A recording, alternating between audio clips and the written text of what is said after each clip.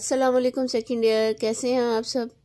उम्मीद करती हूँ खैरियत से होंगे। आज हम अपने नए लेक्चर के साथ अपने चैनल इस्लामिया स्टडी में हाजिर हैं। तो आज हम पढ़ेंगे सूरतुल हदीद। ठीक है, इसके बारे में पढ़ेंगे, जानेंगे और समझेंगे। ये सारा आज हम देखेंगे। इम्पोर्टेंट चीज़ें कि इनमें कौन से क्वेश्चन इम्पोर्टेंट हैं वो करेंगे। शुरू करते हैं इसको। बिस्मिल्लाहिर्रहमानिर्रहीम। तारुफ लिखें। ये क्वेश्चन है जो जिसका शॉर्ट आंसर लिखना होता है। सूरह हदीद में कुरान मजीद, सूरह हदीद जो है कुरान मजीद की 57 नंबर पर है। ठीक है, MCQs है। ये 27वें पारे में है। MCQ शुरू में आपको पता है सारा पहला जो पैराग्राफ है वो आपने तो अजबर कर लेना है, उसमें से सारा कुछ आता है। ये मदनी सूरत है और इसमें 29 आयात और 4 रुकू हैं। ठीक है, सूरत की 25वीं आयत व अनजलनल यहाँ से लेकर शदीद उन तक में हदीद का लफ्ज़ है जिसके मायना लोहा के हैं। इसी मुनासबत से इसका नाम सूरतुल हदीद रखा गया है, सूरह अल हदीद रखा गया है। दोनों में से आप कुछ भी कह सकते हैं, इसलिए ये हुई इसकी वजह तस्मिया। हदीद का क्या लफ्ज़ है, हदीद का क्या मायना है, हदीद को उर्दू में क्या कहते हैं, लोहा। ये मुसब्बहात में से पहली सूरत है। मुसब्बहात में से पहली सूरत है। जिन सूरत की इब्तिदा की तस्बीह अल्लाह ताला की तस्बीह से होती है, जिन सूरत की इब्तिदा अल्लाह ताला की तस्बीह से होती है, इसको मुसब्बहात कहते हैं। यहाँ तक ठीक है। आगे नबी करीम सल्लल्लाहु अलैहि वसल्लम सोने से पहले मुसब्बहात की तिलावत फरमाया करते थे और फरमाते थे कि इनमें एक ऐसी आयत है जो 1000 आयात से अफजल है। जामिया तिरमिज़ी में ये 2921 पर हदीस मौजूद है। ये आप देखेंगे और ये हवाला भी आप लिखेंगे। हवाला लिखना बहुत इम्प्रेसिव होता है, इसलिए ये आप लिखेंगे। इससे चेकर पर बहुत अच्छा असर पड़ता है। इसका मौजू देखते हैं। इसके मरकज़ी मौजू में है सूरह अल हदीद का मरकज़ी मौजू इन्फाक फी सबिलिल्लाह और जहाद फी सबिलिल्लाह की तलकीन और तरगीब का बयान है।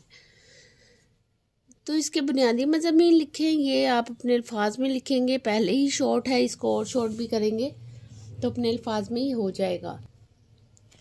सूरह अल हदीद के आगाज़ में अल्लाह ताला की तौहीद सिफ़ात कुदरत कामला का बयान है। इसमें बताया गया है कि अल्लाह ताला ज़मीन व आसमान और मौत और हयात का मालिक है। इसकी ना कोई इब्तिदा है और ना ही इंतहा है। वो ज़मीन और आसमान को हर चीज़ को जानता है। सब इसी के पास जाना है। और इसके बाद अल्लाह ताला और इसके रसूल पर ईमान लाने की दावत और इन्फाक फी सबिलिल्लाह की तरगीब दी गई है। फिर ईमान लाने वालों और अल्लाह ताला के रास्ते में खर्च करने वालों के लिए बेहतरीन अजर का वादा किया गया है।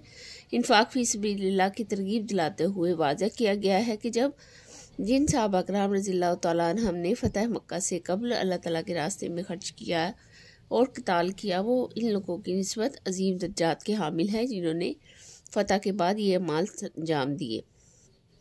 अलबत्ता तमाम सहाबा कराम रज़ियल्लाहु तआला अन्हुम के लिए जन्नत का वादा किया गया है।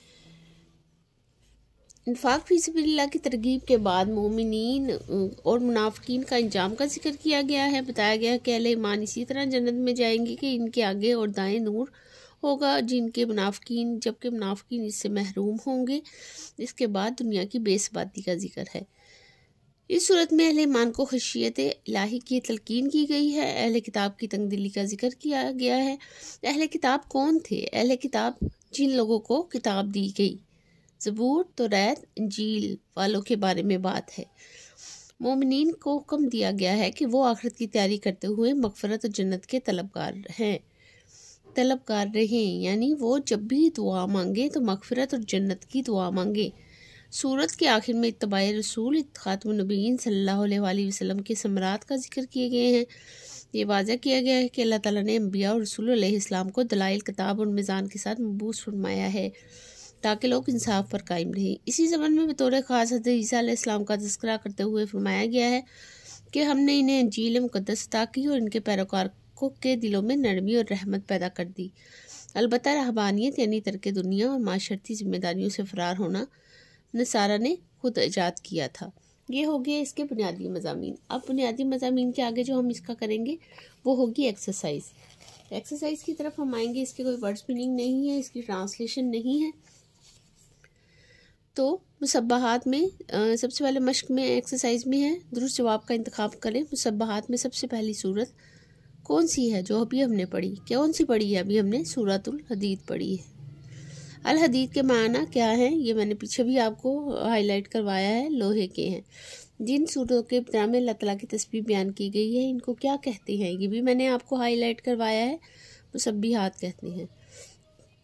हुज़ूर अकरम ख़ातमुन नबिय्यीन सल्लल्लाहु अलैहि वसल्लम सोने से पहले तिलावत फरमाया करते थे मुसब्बिहात की। हुज़ूर अकरम सल्लल्लाहु अलैहि वसल्लम ने मुसब्बिहात में मौजूद एक आयत की फजीलत बयान करते हुए कहा है 1000 आयात से अफजल है। ठीक है, ये हो गया हमारा टिक एंड क्रॉस। आगे है मुख्तसर जवाब दें। सबसे पहले सूरह हदीद में मज़कूर अल्लाह ताला की कुदरत कामला की कोई दलील तहरीर करें। अच्छा जी, अल्लाह ताला की कुदरत कामला की दलील तहरीर करनी है। इसमें ये यहाँ से है, यहाँ से लिखेंगे अल्लाह ताला ज़मीन और आसमान मौत हयात का मालिक है, ना कोई इब्तिदा है ना इंतहा है ज़मीन और आसमान यहाँ से लेकर यहाँ तक। ठीक है, ये हमारा हो गया, ये देखें, ये यहाँ से लेकर यहाँ तक हमारा हो गया पहला क्वेश्चन। दूसरा है सूरह अल हदीद की फजीलत के बारे में एक हदीस मुबारका का तर्जुमा लिखें। ठीक है, यहाँ पर है, ये देखें सबसे पहले वाला पैराग्राफ यहाँ से यहाँ तक, ये दूसरा वाला क्वेश्चन हो गया। ठीक है, क्लियर है। अब हम देखेंगे तीसरा, सूरह हदीद अल हदीद का मुख्तसर तारुफ लिखें। ये मैं हमेशा आपको लिखवाती हूँ, देखें जैसे मैंने ये लिखवाया, लिखें तो ये आप पहला पैराग्राफ पूरा लिखेंगे, इसके अलावा ये नहीं लिखेंगे, ये सारा आप लिखेंगे। ठीक है, आगे है इन्फाक फी सबिलिल्लाह की फजीलत बयान करें। यहाँ से होगा, यहाँ से चौथा जाती है, यहाँ से लेकर यहाँ तक ये सारा आप लिखेंगे। ठीक है, आगे है इन्फाक फी सबिलिल्लाह, ये हो गया लोहा नाजिल करने का फ़ायदा तहरीर करें। लोहा नाजिल करने का फ़ायदा तहरीर करें, ये आप लिखेंगे। अच्छा, अब ये जो है ना, इसका आंसर ये आप खुद लिखेंगे, मैं आपको लिखवा रही हूँ, आप इसको लिख लें। यहाँ पे मेरे पास अब ये कहीं लिखने की जगह नहीं है, आप इसके लिखे। लोहे के बहुत से फ़वाइद हैं। लोहे से बर्तन बनाए जाते हैं, हथियार बनाए जाते हैं, लोहे से औजार बनाए जाते हैं, लोहे से मशीनें बनाई जाती हैं, लोहे से जहाज़ बनाए जाते हैं। इस तरह लोहे से हमारे रोज़मर्रा की ज़िंदगी की ज़रूरियात को पूरा किया जाता है, गाड़ियाँ बनाई जाती हैं और इस तरह की ज़िंदगी की बहुत सी ज़रूरियात को पूरा किया जाता है। ये आप इसमें लिखेंगे। ठीक है, शॉर्ट है इसलिए आप इसको शॉर्ट ही लिखेंगे। आगे है तफसीली जवाब दें में है सूरह हदीद के बुनियादी मज़ामीन तहरीर करें, ये सारा आप लिख देंगे। ठीक है, इसके अलावा मैं इसका एक खुलासा जो है इसकी डिस्क्रिप्शन में ऐड कर दूँगी, वो भी आप लिख लीजिएगा। उससे ये फ़ायदा होगा कि आप लोगों को आसानी हो जाएगी। ठीक है, हाँ जी, तो आज हमने ये सारा पढ़ लिया और उम्मीद करती हूँ कि सारा समझ में आया होगा। इतना ज़्यादा मुश्किल नहीं था आज का लेसन और मज़े का था, तो इसको अच्छे से याद करें। इसके इनर के जो भी क्वेश्चंस हैं उसको कभी भी इग्नोर नहीं करना, आपने उसको याद करना है, अपने दोस्तों के साथ इसको शेयर करना है ताकि सब जो दोस्त हैं आपके उनको इस बारे में नॉलेज हो, और उन लोगों को भी इसको शेयर किया करें जिन लोगों को कुरान पाक में सर्च करने की या कुरान पाक को समझने की दिल चाहता है ज़्यादा, उनको भी सर्च भेजा करें। अपना बहुत सारा ख्याल रखें। नेक्स्ट वीडियो में नेक्स्ट लेक्चर के साथ मिलते हैं। तब तक के मेरे चैनल को लाइक और सब्सक्राइब कर लें ताकि हर नई आने वाला लेसन आपको मिल सके। तो मिलते हैं नेक्स्ट वीडियो में, तब तक के लिए अल्लाह हाफिज़।